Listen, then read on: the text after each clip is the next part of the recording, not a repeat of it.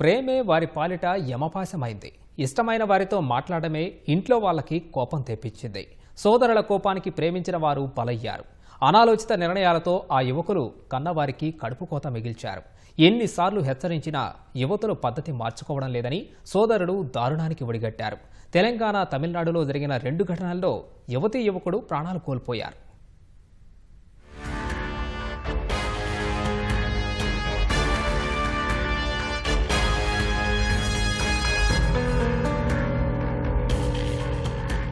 తమిళనాడు తూత్తుకుడి జిల్లాలోని ఆరుముగ మంగళంకు చెందిన రైతు చంద్రశేఖర్ సెల్వి ఏకైక కుమారుడు కవిన్ సెల్వ గణేష్.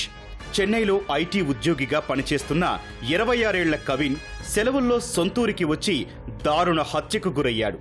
తాతను చికిత్స కోసం పాళయం కోట్టైలోని కేటీసీ నగర్ సిద్ధ ఆసుపత్రికి తీసుకెళ్లిన కవిన్ ఆసుపత్రి బయట నిలబడి ఉండగా దుండగుడు కత్తితో దారుణంగా నరికి చంపి పారిపోయాడు.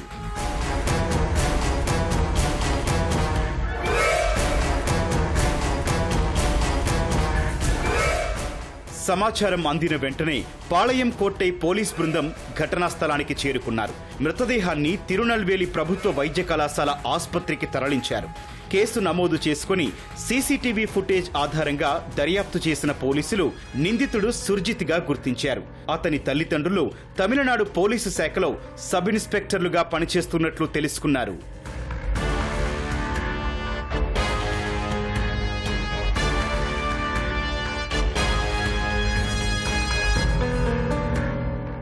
నిందితుడిని అదుపులోకి తీసుకుని పోలీసులు విచారించగా కవిన్ కు సుర్జిత్ సోదరికి మధ్య ఉన్న ప్రేమ వ్యవహారమే హత్యకు కారణంగా తేలింది. సుర్జిత్ సోదరి కవిన్ పాఠశాల స్థాయి నుంచే స్నేహితులని సుర్జిత్ చెప్పాడు. వేరే వర్గానికి చెందిన కవిన్ తన సోదరితో మాట్లాడటం ఇష్టం లేదని, కవిన్ ని కలవొద్దని సోదరిని చాలాసార్లు హెచ్చరించారని విచారణలో సుర్జిత్ ఒప్పుకున్నాడు. సిద్ధ వైద్య కేంద్రంలో పనిచేస్తున్న ఆ యువతిని కవిన్ చాలాసార్లు కలిశాడని, ఆ రోజు కూడా వారిద్దరూ మాట్లాడుకున్నట్లు తెలుసుకున్న సుర్జిత్ కవిన్ ని దారుణంగా హతమార్చినట్లు ఒప్పుకున్నాడు.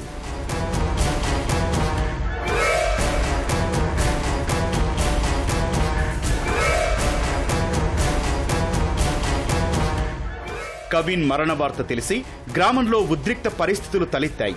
పోస్టుమార్టం అనంతరం కవిన్ మృతదేహాన్ని తీసుకోవడానికి అతని బంధువులు నిరాకరించారు. కవిన్ హత్యలో సుర్జిత్ తల్లిదండ్రుల హస్తం కూడా ఉందని ఆరోపించారు. వారిని కూడా వెంటనే అరెస్టు చేయాలని డిమాండ్ చేశారు. పోలీసులు ఆందోళనకారులను శాంతింపజేశారు.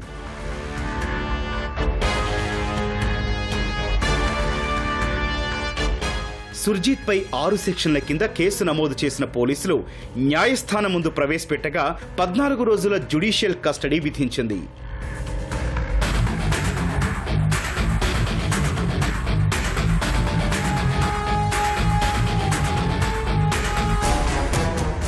తెలంగాణలో జరిగిన మరో ఘటనలో తల్లిదండ్రులు వద్దు అని చెప్పినా వినకుండా తాను ప్రేమించిన వ్యక్తితో అక్క మాట్లాడుతోందని తమ్ముడు దారుణానికి ఒడిగట్టాడు.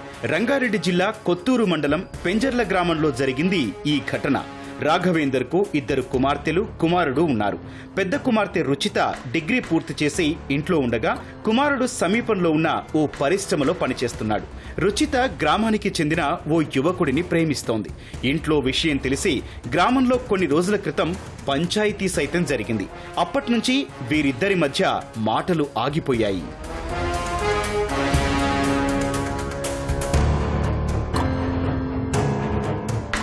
ఇటీవల రుచిత తల్లిదండ్రులు పనికి వెళ్లగా ఇంట్లో తమ్ముడు, రుచిత మాత్రమే ఉన్నారు.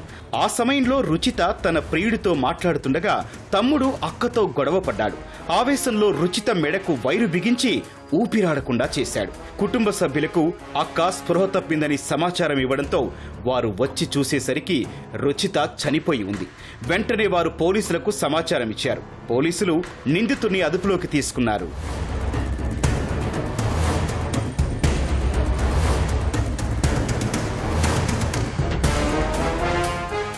2 ఘటనల్లో యువకులు ఆవేశం, అనాలోచిత నిర్ణయాలతో కన్నవారికి కడుపు కోత మిగిల్చారు. ప్రేమించిన పాపానికి యువతీ యువకుడి ప్రాణాలు తీశారు.